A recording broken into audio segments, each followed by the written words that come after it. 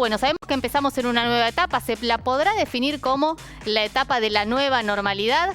Vamos a ver de qué se trata. Y es lo más parecido a lo que conocíamos antes de marzo del año pasado. Exactamente, ¿no? Y en este sentido ya estamos en contacto con Luis Cámara. Cámara es infectólogo y nos va a ayudar a entender en qué etapa de la pandemia estamos. ¿Cómo le va, Cámara? Buen mediodía. Bienvenido, doctor. Bueno, buenos días, ¿cómo les va? Bueno, esa es la primera pregunta. ¿En qué etapa de la pandemia estamos? Mansur era auspicioso en el sentido de, aparentemente, la posibilidad de estar saliendo de este escenario.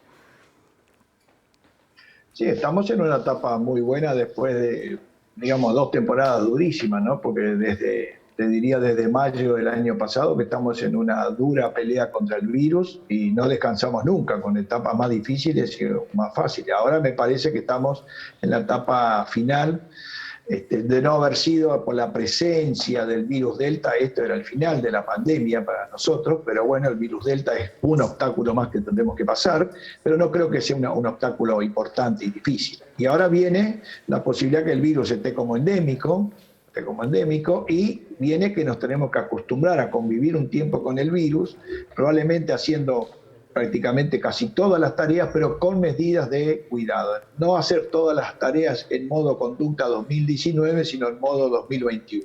A ver, doctor. Y esto probablemente sea un desafío de aprendizaje que nos va a costar, pero hay que hacerlo. Teniendo en cuenta que está la Delta y teniendo en cuenta todas las medidas que se anunciaron hoy, a ver, yo le propongo, ¿se anima a hacer un ping-pong? Tenemos que ser muy breves para poder abordar todos los temas, pero un ping-pong acerca de la peligrosidad o no de cada una de las medidas. Arranquemos, por ejemplo, con la apertura de fronteras, tanto para argentinos como para turistas. En ese punto, ¿qué nos dice? No le tengo miedo, sí sería precavido con Brasil, porque está con mucho virus Delta.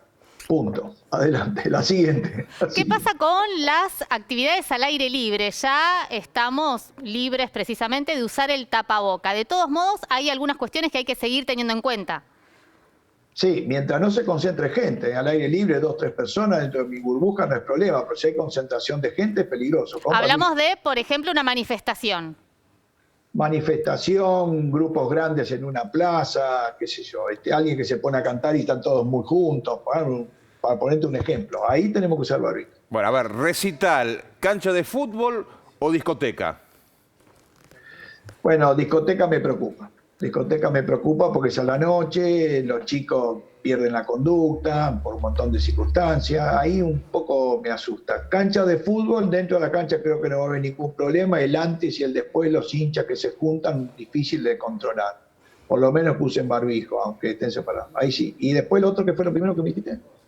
No, le decía justamente, entre las posibilidades que se abren, sí, con un mayor aforo, sí, que tiene mayor peligrosidad, ¿no? Si las discotecas y las canchas, no sé, uno... La discoteca, sí, probablemente claro, la discoteca, sí, lugares cerrados, tener aireación va a ser difícil. A las discotecas me preocupan un poco. ¿Qué pasa con el transporte público? Digo, sigue, ahora obviamente es de uso libre, ya no únicamente para trabajadores esenciales, hace ya un tiempo, pero insistimos en que la ventilación... No me preocupa. ¿No? La ventilación cruzada sí. Sí, ventilación cruzada y barbijo. No me preocupa tanto ¿cómo se llama? El transporte público. La mayoría de la gente va callada, va muda, y una de las cosas que más contagian es hablar. Si yo respiro con el barbijo, la respiración no emana tanto virus. Sí, en el momento, por ejemplo, que yo estoy ahora hablando, ahí se aeroliza mucho el aire. Entonces la gente de transporte público va en general callada, con el barbijo. Es contagiador, pero mínimo frente a otras cosas. Ahora, doctor, nos estamos subiendo al micro y el viaje va a ser largo, ¿eh? Lo llevo a los viajes de egresados y a los viajes también de jubilados, que en algunos lugares son de miles de kilómetros o de cientos de kilómetros. Bueno, ahí eso tiene que estar aireado, la gente tendrá que ir abrigada, no queda otra. Pero si en caso que ocurra el primer enfermo dentro de esos grupos, si se lo aísla no va a haber problema. El problema son los elementos contagiadores muy grandes, como han sido esos partidos de fútbol al aire libre. Hace poco una concentración de una banda musical, creo que fue en Holanda, que hubo 5.000 personas, ahí se contagiaron 1.000 de golpe. Esas son las cuestiones problemáticas, donde no hay relación. Pero, por ejemplo, un viaje de egresado, aparece un enfermo, se lo detecta, se los aísla, todos se los puede aislar. cuando hay miles de personas no es fácil aislar, ¿me entiendes? Cámara, Cómo van surgiendo. todos Sí. suponemos que este nuevo escenario está vinculado con la vacunación masiva. Ahora ya mucha gente con la segunda dosis, pero también muchos que todavía dudan, que tienen desconfianza. Digo, hay que insistir en la campaña de vacunación y por Sí. otro lado, ¿existe la posibilidad de la tercera dosis teniendo en cuenta la cantidad de vacunas que siguen llegando? Yo creo que, digamos, el ánimo del gobierno, estamos todos en ese punto, es que vacunar a toda la población. Para mí el virus Delta complica en el siguiente punto, que subió el porcentaje de gente que tiene que estar inmunizada para tener la llamada inmunidad de rebaño. Con el 60% con los virus anteriores se pudo controlar la pandemia, eso se vio en el hemisferio norte, pero con el virus Delta entró a navegar con el 40% restante no contagiado. Por lo tanto, hace falta por lo menos, presumimos algunos, un 80% de la gente vacunada. Entonces, dentro de ese escenario, yo estaría más a favor entre dar una tercera dosis para inmunizar un poco más a una persona mayor, por así decirlo, preferiría que se vacune a la población joven para que no circule tanto el virus. A ver. Ya se están haciendo planes para vacunar a la persona que está en la segunda década.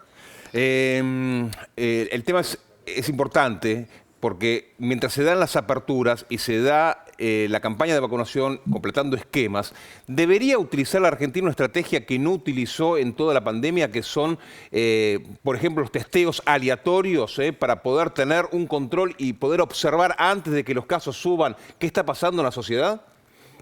Yo creo que hay que hacer ahora un control, pero yo nunca he sido un fanático del testeo. Soy uno de los pocos que no he sido un fanático del testeo, porque todas las experiencias, los países que han testeado mucho antes, la epidemia hizo lo que quiso con ellos. Le sacaban fotos nada más. El testeo no logra ser tan preventivo de saber qué es lo que va a pasar. Sí, al menor síntoma, al menor caso, ahí sí testearte. Yo no...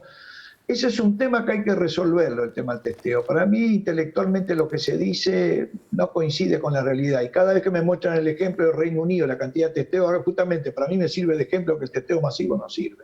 Porque el virus hizo en el Reino Unido lo que quiso, con o sin testeo, con mucha cantidad, hizo lo que quiso. Así que eso es un punto que habría que ver. Hay que estar, te diría, atento todo el tiempo al menor brote, que la gente se aísle primero, que se haga el testeo y después se puede frenar el contagio. Y te diría que la energía más grande está en vacunar a la mayor cantidad de gente posible. Bueno, ese es el verdadero tapón de la pandemia, digamos.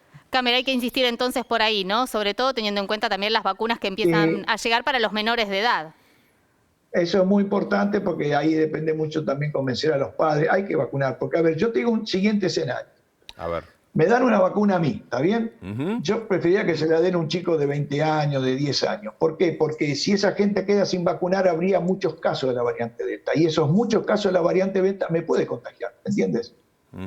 Entonces, yo te diría que frenar la transmisión del virus me parece muy importante. Ese es el problema de la variante Delta, que al ser tan contagioso, te diría que hasta las restricciones, por lo que dicen la gente que están allá en el norte, hasta las restricciones no son muy útiles.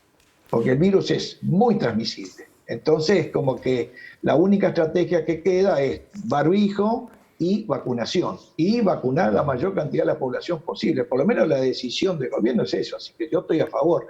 Y por otro lado, porque el virus de empezaría dentro de un mes, 2 o 3, podría llegar a la etapa del verano. Imagínate tú, si una ciudad veraniega llega a tener un brote de coronavirus, al otro día se queda pierde casi todo, ¿cómo se llama? Las reservas hoteleras, por ejemplo.